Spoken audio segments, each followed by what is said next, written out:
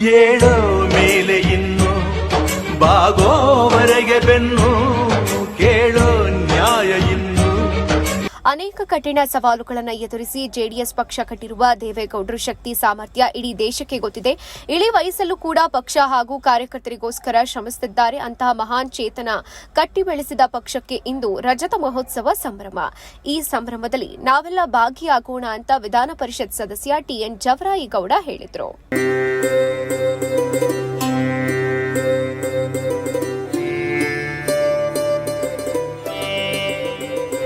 ಯಶವಂತಪುರ ವಾರ್ಡಿನ ಅಂದರಹಳ್ಳಿಯ ಜೆಡಿಎಸ್ ಮಹಿಳಾ ಅಧ್ಯಕ್ಷೆ ಸಾಕಮ್ಮ ವತಿಯಿಂದ ಆಯೋಜಿಸಿದ್ದ ಜೆಡಿಎಸ್ ಪಕ್ಷದ 25ನೇ ವರ್ಷದ ರಜತ ಮಹೋತ್ಸವ ಸಂಭ್ರಮಾಚರಣೆಯಲ್ಲಿ ವಿಧಾನ ಪರಿಷತ್ ಸದಸ್ಯ ಟಿಎನ್ ಜವರಾಯಿಗೌಡ ಭಾಗಿಯಾಗಿ ಮಾತನಾಡಿದರು. ರಜತ ಮಹೋತ್ಸವದಲ್ಲಿ ಪಾಲ್ಗೊಳ್ಳುವುದು ಕಾರ್ಯಕರ್ತರ ಪಾಲಿಗೆ ಸಂಭ್ರಮದ ದಿನ. ದೇವೇಗೌಡರು ರಾಜಕೀಯದಲ್ಲಿ ಬೃಹತ್ ಆಲದ ಮರ ಇದ್ದಂತೆ ನನ್ನಂತ ಅದೆಷ್ಟೋ ರಾಜಕಾರಣಿಗಳಿಗೆ ರಾಜಕೀಯ ನೆರಳಾಗಿ ಬೆಳೆಸಿದ್ದಾರೆ. ನಮ್ಮ ಪಕ್ಷದಿಂದಲೇ ರಾಜಕೀಯ ಬದುಕು ಕಂಡುಕೊಂಡು ಸರ್ವ ರೀತಿಯಲ್ಲೂ ಶಕ್ತಿ ತುಂಬಿಕೊಂಡು ಪಕ್ಷ ಬಿಟ್ಟು ಹೋದ್ರು ಕೂಡ ಎದೆಕುಂದದೆ ಕುಮಾರಸ್ವಾಮಿ ಅವರೊಂದಿಗೆ ಸೇರಿ ಪಕ್ಷವನ್ನ ಕಟ್ಟಿ ಬೆಳೆಸಿಕೊಂಡು ಬರ್ತಿದ್ದಾರೆ ಅಂತ ತಿಳಿಸಿದ್ರು. ಕಾರ್ಯಕ್ರಮದಲ್ಲಿ ವಿಧಾನ ಪರಿಷತ್ ಸದಸ್ಯರಾದ ಟಿ ಜವರಾಯಿಗೌಡ, ಯುವ ಮುಖಂಡ ಸೇರಿದಂತೆ ಅನೇಕರು ಉಪಸ್ಥಿತರಿದ್ದರು. 25ನೇ ವರ್ಷದ ಒಂದು ಬೆಳ್ಳಿ ಹಬ್ಬ ರಜತ ಮಹೋತ್ಸವವನ್ನು ಆಚರಣೆ ಮಾಡಿದ್ರು. ಅಲ್ಲಿಂದ ತಿಪ್ಪೇನಹಳ್ಳಿಯಲ್ಲಿ ಸ್ಟಾರ್ಟ್ ಆಗಿದ್ದು ಹೊಸಳ್ಳಿ. ನೆಕ್ಸ್ಟ್ ಹೊಸಳ್ಳಿಲಿ ನಮ್ಮ ನಾರಾಯಣಪ್ಪನವರು ಇರ್ಬೋದು, ಕೇಶವಣ್ಣವರು, ಚೆಲುವಣ್ಣವರು ಅವರ ನೇತೃತ್ವದಲ್ಲಿ 2ನೇ ಬಾರಿ ಒಂದು ಆಯೋಜನೆ ಆಯಿತು. ಮತ್ತೆ ನಮ್ಮ ಮಹಿಳಾ ಮುಖಂಡರು ಸಾಕಮ್ಮನವರು, ಆ ಸಾಕಮ್ಮನವರು ನಾನು ಒಂದು ಕಾರ್ಯಕ್ರಮ ಮಾಡಬೇಕು ಅಂತ ಅವ್ರು ಸ್ಟಾರ್ಟ್ ಮಾಡಿದ್ರು. ಅದಾದ್ಮೇಲೆ ನಮ್ಮ ಧನು ಅವರು, ದೇವ್ ಅವರು, ನಮ್ಮ ಸತೀಶ್ ಅವರು, ಈಗ ನಾವೆಲ್ಲ ಒಟ್ಟುಗೂಡಿ ಮಹಿಳಾ ಮುಖಂಡರು ಸುಮಾರು ಜನ ಇದ್ದಾರೆ. ಅವ್ರೆಲ್ಲರೂ ಸೇರಿ ಒಂದು ಕಾರ್ಯಕ್ರಮಕ್ಕೆ ಒಂದು ಅಡಿಪಾಯ ಹಾಕೊಟ್ಟವ್ರೆ. ಮತ್ತೆ ಒಂದು ಕಾರ್ಯಕ್ರಮ ಆಯೋಜನೆ ಮಾಡೋದು ಅಷ್ಟು ಸುಲಭ ಅಲ್ಲ. ಹೆಣ್ಣು ಮಕ್ಕಳು ಸೇರಿ ಇದು ಮಾಡಿದ್ದಾರೆ. ಅವ್ರಿಗೂ ಸಹ ಎಲ್ರಿಗೂ ಒಂದು ಧನ್ಯವಾದ ಹೇಳ್ತಾ, ಮತ್ತೆ ಕೆಲವೊಂದು ಗೊಂದಲ ಟಿಕೆಟ್ ವಿಚಾರವಾಗಿ ಯಾರು ಕೊಡ್ತಾರೆ, ಅವ್ರು ಕೊಡ್ತಾರೆ, ಅದೆಲ್ಲ ಬಿಟ್ಕೊಡ್ರಿ. ಇದು ಪಕ್ಷ ಇವರೆಲ್ಲ ಕೂತ್ಕೊಂಡು ಯಾರು ತೀರ್ಮಾನ ಮಾಡ್ತಾರೆ, ಮುಖಂಡರಿದ್ದಾರೆ, ಅವರ ತೀರ್ಮಾನ ಮಾಡಲಿ. ಅವರು ಯಾರು ಕೂತ್ಕೊಂಡು ತೀರ್ಮಾನ ಮಾಡ್ತಾರೆ ಅವ್ರಿಗೆ ನಾವೆಲ್ಲ ಒಗ್ಗಟ್ಟಾಗಿ ಒಂದು ಕೆಲಸ ಮಾಡೋಣ.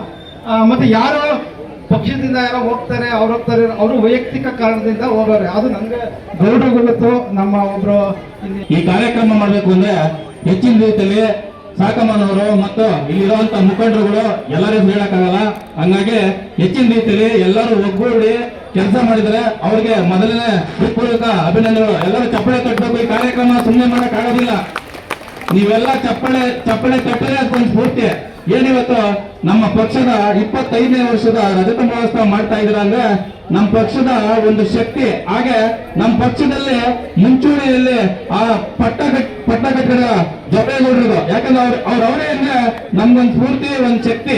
ಆ ಶಕ್ತಿನೇ ಇವತ್ತು ಇಷ್ಟೆಲ್ಲ ಈ ಕಾರ್ಯಕ್ರಮ ಮಾಡಕ್ಕೆ ನೀವೆಲ್ಲ ನೋಡ್ತಾ ಇರ್ಬೋದು. ಏನಪ್ಪಾ ಅಂದ್ರೆ ಇತ್ತೀಚಿನ ದಿನಗಳಲ್ಲಿ ಈಗ ಶಾಸಕರು ಆದಂತವರು ದಯವಿಟ್ಟು ಏನು GBA ಮಾಡಿದ್ದಾರೆ, ಆ GBA ಅಂದ್ರೆ ಅವರು ಮಾಡಿಲ್ಲ, ಸರ್ಕಾರ ಅಂದ್ರೆ ಕಾಂಗ್ರೆಸ್ ಸರ್ಕಾರದವರು ಏನು GBA ಅಂತ ಮಾಡಿದ್ರೆ, ಫಸ್ಟ್ ಏನ್ BBMP ಇತ್ತು ಅದನ್ನ ತೆಗೆದು GBA ಅಂತ ಮಾಡಿದರೆ. ಹಂಗಾಗಿ ಏನು ನಮ್ಮ ನಿನ್ನೆ ಬಂದಿದ್ರು, ನಮ್ಮ ಏರಿಯಾಗೂ ಬಂದಿದ್ರು, ನಾನೆಲ್ಲ ಕೆಲಸ ಮಾಡ್ಬಿಡ್ತೀನಿ, ಅದ್ ಮಾಡ್ಬಿಡ್ತೀನಿ, ಇದ್ ಮಾಡ್ಬಿಡ್ತೀನಿ ಅಂತ ಹೇಳ್ತಾರೆ. ದಯವಿಟ್ಟು ಎಲ್ಲೂ ಕೆಲಸ ಮಾಡಿಲ್ಲ. ಆಮೇಲೆ ವಾರ್ಡ್ ಅಧ್ಯಕ್ಷರು ಅಂತ ಬಿಟ್ಬಿಟ್ಟು ಈಗ ಪಕ್ಷಕ್ಕೆ ಸೇರೋ, ನೀನು ಪಕ್ಷಕ್ಕೆ ಸೇರಿದ್ರೆ ಅಲ್ಲಿ ಬಂದು ನೀನ್ ಕೆಲಸ ಮಾಡ್ತೀನಿ ಅಂತ ಹೇಳ್ತಾರೆ. ದಯವಿಟ್ಟು ಅದಕ್ಕೆ ಯಾರು ಮರಳಾಕ್ಬಿಡ್ರೆ. ಈಗಾಗಿರೋದೇ ಮರಳು ಸಾಕು.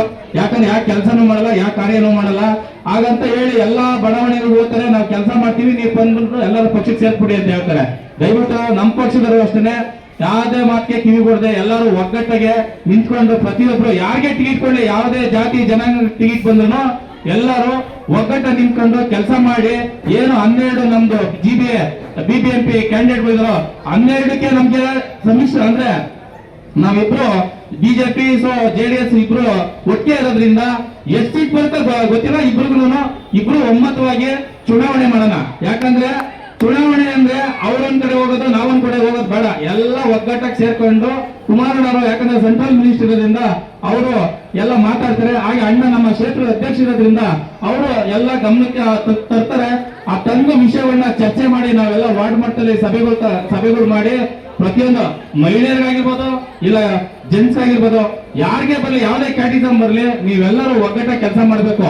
ಯಾಕಂದ್ರೆ ನಮ್ಮಲ್ಲಿ ಒಗ್ಗಟ್ಟು ಹೊಡಿಬೇಕು ಅಂತಾನೆ ಮಾನ್ಯ ಶಾಸಕರು ಒಂದಷ್ಟು ಜನ ಬಿಟ್ಟಿದ್ದಾರೆ. ದಯವಿಟ್ಟು ಅದನ್ನ ನೀವು ಅರ್ಥ ಮಾಡ್ಕೊಳ್ಳಿ. ಎಲ್ಲೆಲ್ಲಿ ಏನೇನ್ ಮಾಡ್ತಾರೆ ಅಂತ ಅದು ನಮ್ಮ ಗಮನಕ್ಕೂ ಇದೆ, ನಿಮ್ ಗಮನಕ್ಕೂ ಇದೆ, ಮೀಡಿಯಾದಲ್ಲಿ ನೋಡ್ತಾ ಇದ್ದೀರಾ. ಯಾಕೆ ಅಂದ್ರೆ ಈಗ ಪಕ್ಷದಲ್ಲಿ ಬೂತ್ ಮಟ್ಟದಿಂದ ಕೆಳಮಟ್ಟದಿಂದ ಸಂಘಟನೆ ಮಾಡಿರೋ ತುಂಬಾ ಜನ ಇದ್ದಾರೆ. ಅವ್ರನ್ನೆಲ್ಲ ನಾವು ಕಡೆಗಣಿಸಕ್ಕಾಗೋದಿಲ್ಲ. ಈಗ ರೀಸೆಂಟ್ ಆಗಿ ಯಾರ್ಯಾರು ಬಂದಿರ್ತಾರೋ ಅವರು ಪಕ್ಷ ಸಂಘಟನೆ ಮಾಡಲಿ, ನಮ್ಮ ಪಕ್ಷದ ಕೊಟ್ಕೊಂಡು ತೀರ್ಮಾನ ಮಾಡೋಣ, ಏನು ಕಷ್ಟ ಸುಖ ಏನಾಗಿದೆ ತೀರ್ಮಾನ ಮಾಡೋಣ. ಅದನ್ನ ಬಿಟ್ಬಿಟ್ಟು ಒಂದಷ್ಟು ಎಲ್ಲ ಹೋಗಿ ಮಾತಾಡ್ಕೊಂಡು ಯಾರ್ಯಾರ ಆಮಿಷಕ್ಕೆ ಒಡ್ಕೊಂಡು ಸುಮ್ಮನೆ ಎಲ್ಲೆಲ್ಲೋ ಹೋಗೋಂತ ಅವಶ್ಯಕತೆ ಬೇಡ. ನಮ್ ಜನ ನಮ್ ಲೀಡರ್ಗಳು ಏನ್ ಹೇಳ್ತಾರೆ, ಅಯ್ಯೋ ಅವ್ರು ಹೋಗ್ಬಿಟ್ರು, ಅಯ್ಯೋ ಇವ್ರು ಹೋಗ್ಬಿಟ್ರು ಅಂತಂದ್ರೆ ದಯವಿಟ್ಟು ಅಂತ ಊಹಾಪೋಹಗಳಿಗೆ ಕಿವಿ ಬರ್ಬೇಡ್ರಿ. ಯಾಕಂದ್ರೆ ಪಕ್ಷ ಇದು JDS ಪಕ್ಷ ಕೆಳಮಟ್ಟದಿಂದ ಲೀಡರ್ಗಳನ್ನ ಹುಟ್ಟಾಕಿ ಮಾಡಿರುವಂತದ್ದು. ಭಾರತೀಯ ಜನತಾ ಪಕ್ಷದ ಜೊತೆಗೆ ಮೈತ್ರಿ ಇರೋದ್ರಿಂದ ಕೇಂದ್ರದಲ್ಲಿ ಕೇಂದ್ರ ಸಚಿವರನ್ನಾಗಿ ಮಾಡಿದೆ. ಬಂಧುಗಳೇ, ಏನು ಕಾಂಗ್ರೆಸ್ ಪಕ್ಷದ ಭ್ರಷ್ಟ ಆಡಳಿತವನ್ನ ಕಿತ್ತೊಗೆಯುವಂತಹ ತೀರ್ಮಾನಕ್ಕೆ ನಮ್ಮ ರಾಜ್ಯದ ಜನ ಬರ್ತಾ ಇದ್ದಾರೆ. ಅವ್ರು ಏನೇ ಗ್ಯಾರಂಟಿಗಳು ಕೊಟ್ಟಿದ್ರು ಸಹ ರಸ್ತೆ ಗುಂಡಿ ಮುಚ್ಚಕ್ಕೆ ಸಾಧ್ಯ ಆಗ್ತಾ ಇಲ್ಲ. ದುರಾಡಳಿತ, ಲಂಚ ಜಾಸ್ತಿ ಆಗಿದೆ. ಹಾಗಾಗಿ ಇವತ್ತು ಜನಸಾಮಾನ್ಯರು ನೊಂದಿದ್ದಾರೆ, ಬೆಂದಿದ್ದಾರೆ, ರಸ್ತೆ ಗುಂಡಿಗಳಿಗೆ ಬಿದ್ದು ಹಲವಾರು ಜನ ಸಾವನ್ನಪ್ಪಿದ್ದಾರೆ ಬಂಧುಗಳು. ಹಾಗಾಗಿ ಕಾಂಗ್ರೆಸ್ ಪಕ್ಷದ ದುರಾಡಳಿತವನ್ನ ಕಿತ್ತೊಗೆದು ಮುಂದೆ ನಮ್ಮ ರಾಜ್ಯದಲ್ಲಿ ನಮ್ಮ ಪಕ್ಷವನ್ನ ಅಧಿಕಾರಕ್ಕೆ ತರುವಂತಹ ತೀರ್ಮಾನವನ್ನ ನಮ್ಮ ರಾಜ್ಯದ ಜನತೆ ಮಾಡ್ತಾ ಇದ್ದಾರೆ. ಮುಂದಿನ ಮುಖ್ಯಮಂತ್ರಿ ಕುಮಾರಣ್ಣವರು ಆಗ್ಲೇಬೇಕು ಅನ್ನೋ ಒಂದು ಘಂಟಾಘೋಷವಾದಂತಹ ತೀರ್ಮಾನವನ್ನ ಮಾಡಲಿಕ್ಕೆ ಬಯಸ್ತಾ ಇದ್ದಾರೆ.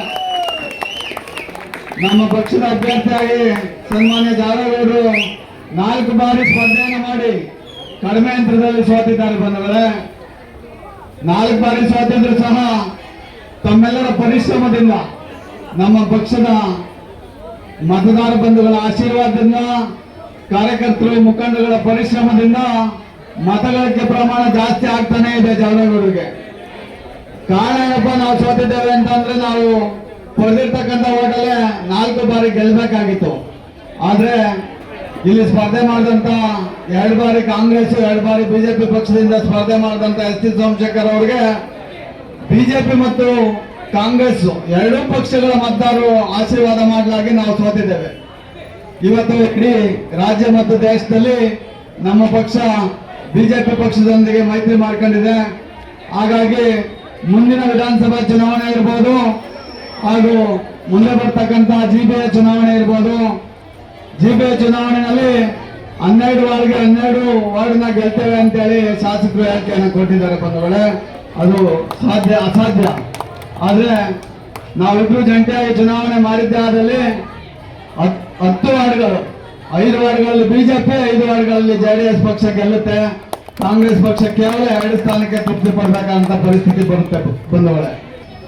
ಪಕ್ಷಾತೀತವಾಗಿ, ಜಾತ್ಯತೀತವಾಗಿ, ಪ್ರಾಮಾಣಿಕವಾಗಿ ನಾವು 1 ಬಾರಿ ಶಾಸಕರಾದ್ರೆ ಇಡೀ ಕ್ಷೇತ್ರದ ಸರ್ವಾಂಗೀಣ ಅಭಿವೃದ್ಧಿ ಮಾಡೋದ್ರ ಮುಖ್ಯ ಮತದಾರರ ವಿಶ್ವಾಸವನ್ನ ಗಳಿಸಿ 4 ಬಾರಿ ಚುನಾವಣೆಯಲ್ಲಿ ಆಶೀರ್ವಾದ ಮಾಡಿರ್ತಕ್ಕಂಥ, ಮುಂದೆ ಆಶೀರ್ವಾದ ಮಾಡ್ತಕ್ಕಂಥ ಎಲ್ಲ ಮತದಾರರ ಋಣವನ್ನ ತೀರಿಸುವಂತ ಕಾರ್ಯಕ್ರಮವನ್ನ ಹಮ್ಮಿಕೊಳ್ಳೋಣ ಅನ್ನೋ ಒಂದು ಮಾತನ್ನ ತಮ್ಮೆಲ್ಲರಲ್ಲಿ ಕೈ ಜೋಡಿಸಿ ಮನವಿಯನ್ನ ಮಾಡ್ತಾ ಈ ಒಂದು ಕಾರ್ಯಕ್ರಮವನ್ನ ಬಹಳ ಅದ್ದೂರಿಯಾಗಿ ಆಯೋಜನೆ ಮಾಡಿ ಹೆಚ್ಚಿನ ಸಂಖ್ಯೆಯಲ್ಲಿ ತಾವೆಲ್ಲರೂ ಸೇರಿ ಕಾರ್ಯಕ್ರಮವನ್ನು ಯಶಸ್ವಿಗೊಳಿಸಿಕೊಟ್ಟಿದ್ದಕ್ಕೆ ತಮ್ಮೆಲ್ಲರಿಗೂ ನನ್ನ ತುಂಬ ಹೃದಯದ ಅಭಿನಂದನೆಗಳನ್ನ ಸಲ್ಲಿಸಲಿಕ್ಕೆ ಬಯಸ್ತಾ, ಬಿಎನ್ಆರ್ ಪಬ್ಲಿಕ್ ಸ್ಕೂಲ್ ಎಸ್ಎಸ್ಎಲ್ಸಿ ಫಲಿತಾಂಶದಲ್ಲಿ ಭಾವನಾ ಟಿಎಸ್ 625ಕ್ಕೆ 625 ಅಂಕಗಳನ್ನು ಗಳಿಸುವ ಮೂಲಕ ರಾಜ್ಯಕ್ಕೆ ಪ್ರಥಮ ರ್ಯಾಂಕ್ ಪಡೆದ ಶಾಲೆ ಎಂಬ ಹೆಗ್ಗಳಿಕೆಗೆ ಭಾಜನವಾಗಿದೆ.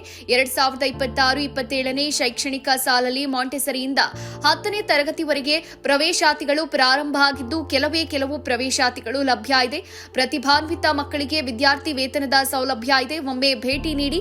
BNR public school, Babanna layout, Mallasandra, T Dasarahalli, Bengaluru.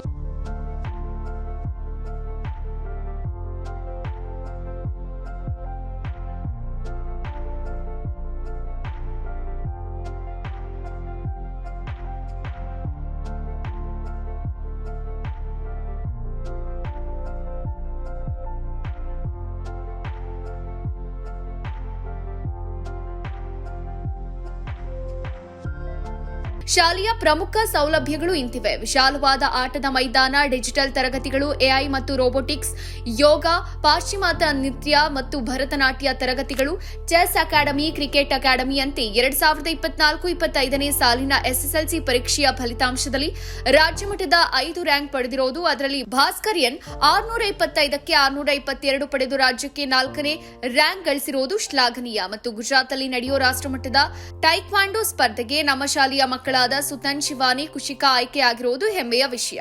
BNR ಶಾಲೆ ಗುಣಾತ್ಮಕ ಶಿಕ್ಷಣವನ್ನ ನೀಡುವಲ್ಲಿ ಯಶಸ್ವಿಯಾಗಿದೆ.